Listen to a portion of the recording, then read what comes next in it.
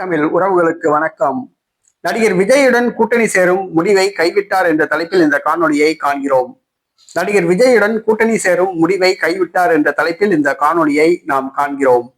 தமிழ்நாட்டில் நடிகர் விஜயுடன் கூட்டணி சேர்வதற்கு பல கட்சிகள் முன்வந்துள்ளன.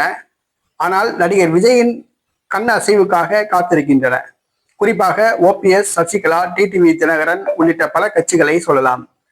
நடிகர் விஜய் எப்பொழுது தங்களை கூட்டணிக்கு அழைப்பார் என்று காத்திருக்கின்றன. இந்த சூழ்நிலையில் விஜயுடன் கூட்டணி அமைத்தால் ஆட்சி அமைக்கலாம், அதிகாரத்தை கைப்பற்றலாம் என்று கனவு கண்ட ஒருவர் விஜயுடன் கூட்டணி அமைக்கும் முடிவை கைவிட்டார். அவர் வேறு யாருமல்ல, புதுச்சேரி மாநில முதலமைச்சர் NR காங்கிரஸ் கட்சியின் தலைவர் ரங்கசாமி அவர்கள்தான்.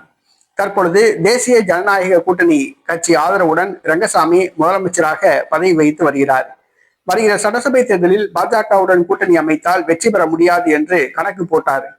தமிழக வெற்றி கழகத்துடன் கூட்டணி அமைத்தால் வெற்றி பெறலாம் என்று அவர் திட்டமிட்டிருந்தார்.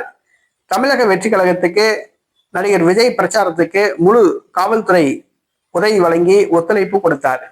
இதனை விஜயும் தன்னுடைய உரையில் ரங்கசாமிக்கு நன்றி தெரிவித்தார். நடிகர் விஜய் அவர்கள் உரையாற்றி கொண்டிருக்கும் பொழுது ரங்கசாமி அவர்கள் புதுச்சேரியில் ஒரு ஹோட்டலில் டீ சாப்பிட்டு கொண்டிருந்தார்.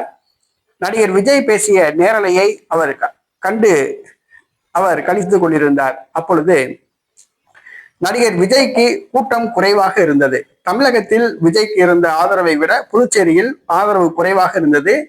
விஜய் பேசிய கூட்டத்தில் எதிர்பார்த்த கூட்டம் வரவில்லை. ஆக விஜய்க்கு புதுச்சேரியில் ஆதரவு இல்லை என்பதை ரங்கசாமி உணர்ந்து கொண்டார்.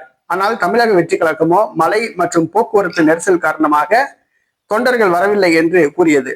ஆனால் புதுச்சேரியில் விஜய்க்கு ஆதரவில்லை. விஜயை பார்ப்பதற்காக தொண்டர்கள் ஆர்வம் காட்டவில்லை, புதுச்சேரி மக்கள் ஆர்வம் காட்டவில்லை. ஆகவே நடிகர் விஜய் பேசிய கூட்டம் காற்றாடியது. இதனால் விஜய்க்கு புதுச்சேரியில் மவுசு இல்லை என்பதை ரங்கசாமி உணர்ந்து கொண்டார். விஜயுடன் கூட்டணி அமைப்பது வீண் என்ற முடிவுக்கு வந்துள்ளார். மேலும் பாரதிய ஜனதா கட்சியுடனே கூட்டணியை தொடர அவர் விரும்புவதாக கூறப்படுகிறது.